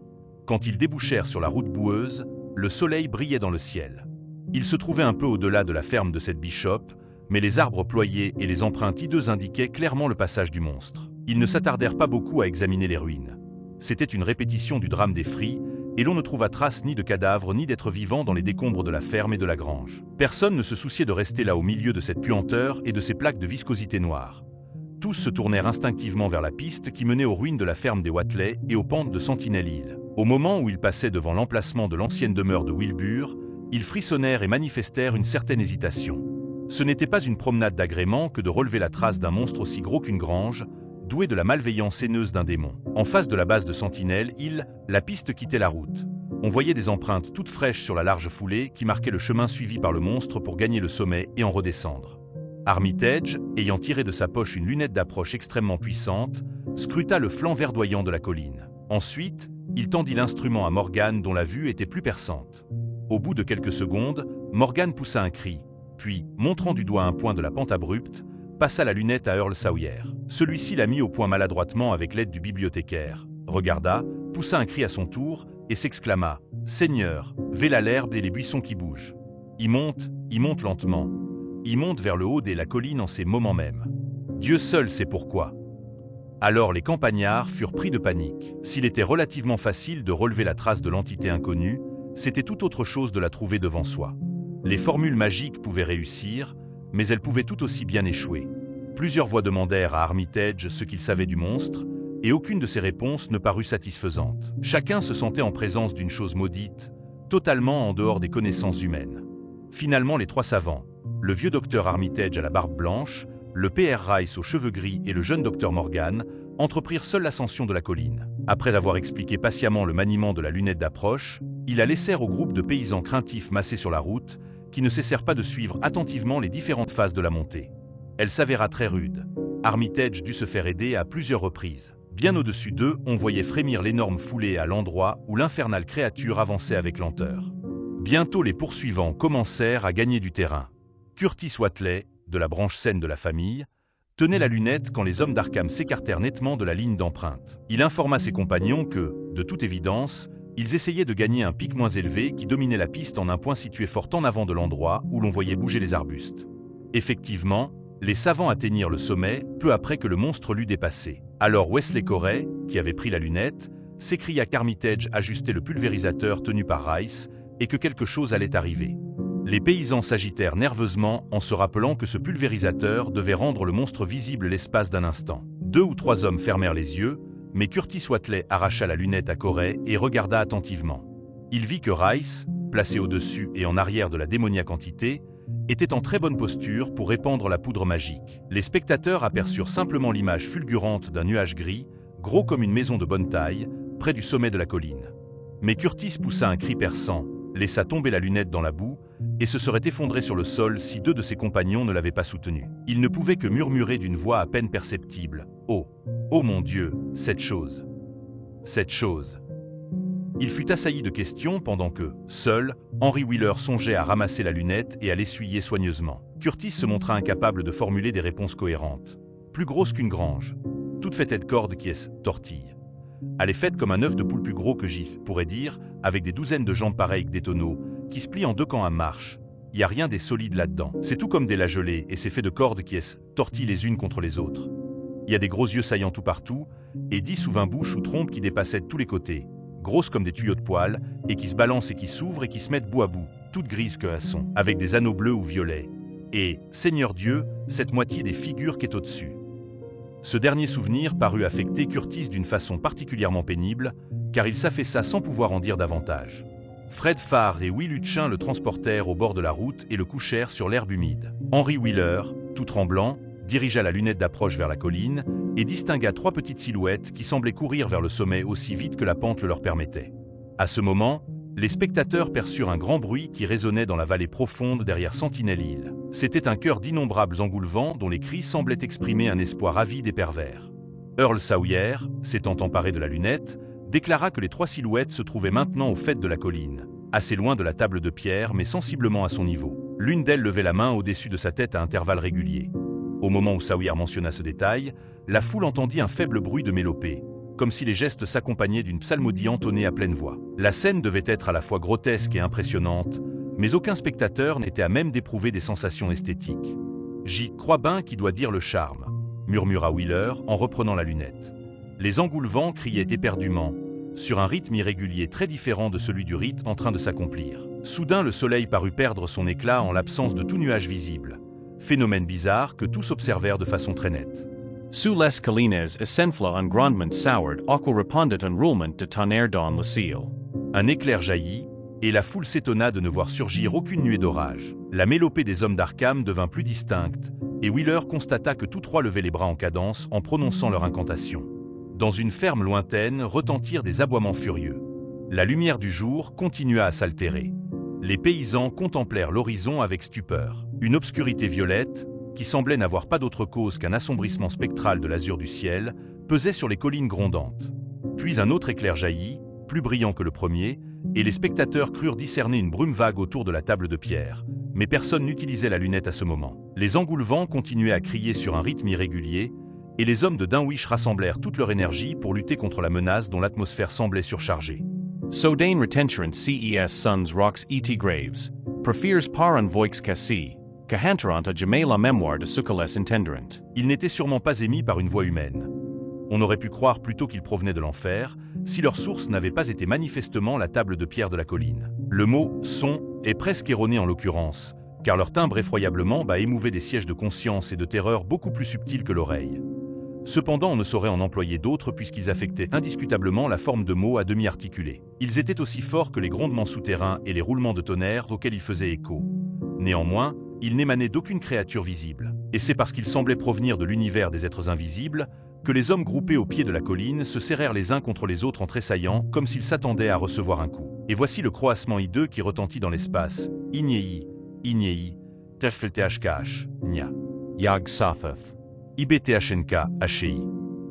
Jerkadel-Lach, à ce moment, il y eut un silence qui sembla révéler une effroyable lutte psychique. Henry Wheeler, l'œil rivé à la lunette, ne vit rien que les 3 silhouettes grotesques au sommet de la colline, agitant furieusement les bras en gestes étranges à mesure que leur incantation atteignait son point culminant.